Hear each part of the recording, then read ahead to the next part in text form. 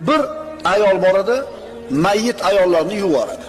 Kunlardan birida bir mayit ayolni yuvayotganida bu yuvuvchi ayolni qo'li yopishib qoldi mayitaga. U qilishdi bo'lmadi. Vaqt o'tdi, qo'li bilan jasadi bitta o'tib ketdi hali mayit. Shunda mayit ayolni egalari nima qilishiga hayron bo'lishdi. Ayolni tanasidan kesib turib, bu ayolning qo'lini ajratadimi mayitani? Yoki yuvayotgan ayolning qo'li kesiladimi? Mumkin emas, o'likni kesib bo'lmaydi, sochini olib bo'lmaydi, terib bo'lmaydi o'likka. Shunda buni xabarini Imom Molikka yetkazishdi. Imom Molik buni eshitdi-da 80 darra uringlar deb hukm chiqarib berdi. Haligi yuvuvchi ayolni. Shu turgan holatida bu yuvuvchi ayolni 80 darra urishdi.